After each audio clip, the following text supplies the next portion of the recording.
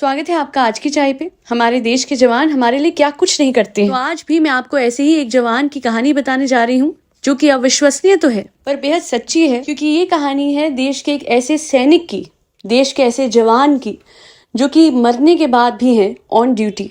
मैं बात कर रही हूँ बाबा हरभजन सिंह जी के बारे में, जिनका जन्म हुआ था भारत में 30 अगस्त 1946 को और 1966 में एक जवान के तौर पर इन्हें 24वीं पंजाब रेजिमेंट में भर्ती किया गया था। जिसके बाद 1968 में जब ये सिक्किम में थे ऑन ड्यूटी, तब नदी पार करते हुए इनका पैर फिसल गया और नदी में गिर गए थे।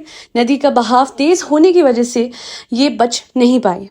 मैं आपको बता दूं कि इनका पार्थिव शरीर किसी को भी नहीं मिल रहा था। बहुत सारे सर्च ऑपरेशंस करे गए पर 5 दिन तक इनका शरीर नहीं मिला।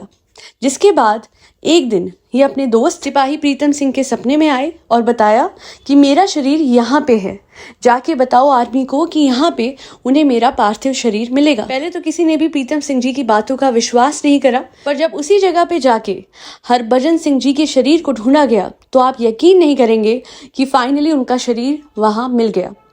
उसके बाद आर्मी भी समझ गई कि हाँ, सच में हरभजन सिंह जी आए थे सपने में और उन्होंने बताया है प्रीतम सिंह जी को उनके शरीर के बारे में। जिसके बाद हरभजन सिंह जी का अंतिम संस्कार किया गया। उसके बाद मैं आपको बता देती हूँ कि आज तक भी हरभजन सिंह जी उनके मृत्यु के बाद भी आज भी है ऑन ड्यूटी। कई बार ऐसा हुआ है कि चाइनीज आर्मी ने हमारे बॉर्डर्स पे कुछ हलचल करने की कोशिश करी है, क्योंकि कई बार पास में चाइनीज आर्मी ने प्लान किया कि इस जगह पे जाकर इंडियन बॉर्डर्स पे वो हमला करेंगे। पर आप मानेंगे, इन सारे प्लान्स के बारे में पहले ही बाबा हरभजन सिंह जी सपने में आके इंडियन आर्मी के जवानों को बता देते थे और बस इसी वजह से ही हमारे इंडियन आर्मी के जवान सतर्क हो जाते थे।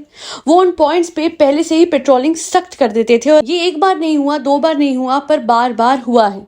रात को कई बार खुद चाइना के साइड के जवानों ने एक सरदार जी को उनके घोड़े पे पेट्रोलिंग करते हुए देखा है ऑन बॉर्डर्स। जब बाद में उनको पिक्चर दिखाई गई तो उन्होंने कंफर्म करा कि जी हाँ, वो बाबा हरभजन सिंह जी ही थे। कई बार कोई छाया देखी गई कि जो पेट्रोलिंग कर रहे थे, अगेन वो एक सरदार जी की छाया थी एक घोड़े पे, और फिर कंफर्म ये हुआ कि वो बाबा हरभजन सिंह जी थे जो मरने के बावजूद भी हमेशा रहे हैं ऑन ड्यूटी। आप तो विश्वास नहीं करेंगे कि अगर कोई मीटिंग होती है between Chinese and Indian army, तो चाइनीज आर्मी की भी अगर मैं बात करूं तो सबसे पहले वो चेयर लगाती हैं बाबा हरभजन सिंह जी की और उसके बाद जाके उस मीटिंग को इनिशिएट किया जाता है। क्योंकि चाइनीज आर्मी को भी पता है कि कोई मीटिंग अटेंड करे या ना करे, बाबा जरूर करेंगे।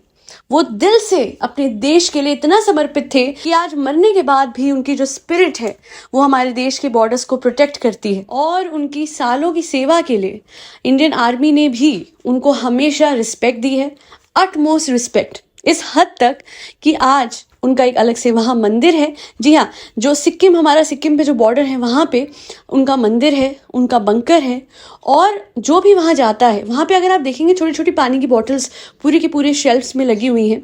तो वो पानी की बॉटल अगर 21 दिन तक कोई कंज्यूम करता है तो उसकी जो भी बीमारी के लिए, वो ऐसा माना जाता है, ऐसी वहाँ की मान्यता है कि जो भी बीमारी होती है जिसके लिए वो श्रद्धालु वहाँ गया है, बाबा जी के मंदिर गया, मत्था टेका, तो वो श्रद्धालु की वो बीमारी चली जाती है या किसी न किसी तरीके से ठीक हो जाती है। जब बाबा हरभजन सिंह जी शहीद हो गए थे तो उनके इस दुनिया से जाने के बाद भी, क्योंकि वो हमेशा ड्यूटी देते रहे, इसलिए हर महीने उनके नाम की सैलरी भी कटती थी। यहाँ तक कि हर साल, काफी सालों तक ऐसा हुआ है कि हर साल 2 महीने के लिए बाबा हरभजन सिंह जी के नाम की बस टिकट और ट्रेन की टिकट उनके गांव तक की करवाई जाती थी और 4 सैनिक उनका सामान लेके हर साल गांव जाते थे। हालांकि 2016 में मैं आपको बता दूं कि बाबा हरभजन सिंह जी को रिटायरमेंट दे दी गई और तब से लेके आज तक भी उनकी हर महीने पेंशन जाती है। जब मैंने भी हरभजन सिंह जी के बारे में जाना था तो मुझे तो पहले विश्वास ही नहीं हुआ, पर फिर जब मैंने इनकी पूरी कहानी जानी, इनके जज्बे के बारे में सुना, ये समझा कि इनका प्यार इनके देश के लिए इस कदर था, इस हद तक था